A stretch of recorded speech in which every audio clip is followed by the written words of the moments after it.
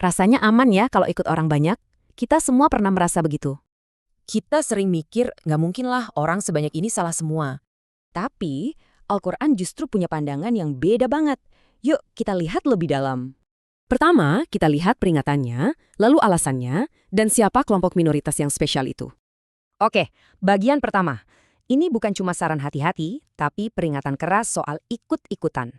Ayat ini jelas banget, kalau kamu ikuti kebanyakan orang, kamu bisa tersesat dari jalan Allah. Dan ini bukan cuma satu ayat, polanya berulang, frasa kebanyakan mereka selalu diikuti hal negatif. Contohnya ini, tetapi kebanyakan mereka tidak beriman. Lalu ada juga soal kegagalan mereka dalam memakai akal dan berpikir kritis. Selain itu, mereka juga disebut jahil.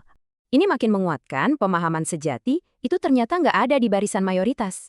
Jadi, kalau kita sambungin semua petunjuk ini, gambaran yang muncul tuh konsisten banget. Dan terus terang agak suram ya. Al-Quran secara sistematis menggambarkan mayoritas sebagai kelompok yang lalai. Lalai imannya, lalai syukurnya, lalai juga pakai akalnya. Ini benar-benar ngebulak-balikin logika kita yang mikir kalau yang populer itu pasti yang benar. Nah, kalau mayoritas salah, lalu siapa dong yang benar? Kita masuk bagian kedua. Apa sih yang membedakan mereka yang sedikit ini dari yang banyak? Lihat bedanya. Satu kelompok cuma ikut-ikutan, satunya lagi pakai akal dan hati. Ternyata Al-Quran punya sebutan khusus loh untuk kelompok kecil yang selamat ini. Namanya mukhlasin. Mereka adalah hamba Allah yang tulus, yang diselamatkan dari tipu daya massal. Bahkan iblis sendiri ngaku loh, gak akan bisa menyesatkan golongan mukhlasin ini. Jadi, apa sih yang bikin mereka beda? Pertama, mereka pakai akal. Ini kebalikan total dari mayoritas tadi kan, mereka nggak terima info gitu aja. Kedua, niat mereka lurus, murni cari kebenaran cuma karena Allah. Dan yang paling penting, mereka nggak takut buat jadi beda.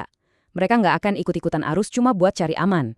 Standar kebenaran itu bukan soal jumlah, bukan tentang seberapa banyak orang yang meyakininya, tapi tentang ketulusan kita buat mencarinya, bahkan kalaupun itu artinya kita harus menempuh jalan itu sendirian. Ini benar-benar membalikan logika kita ya, soal aman karena ramai.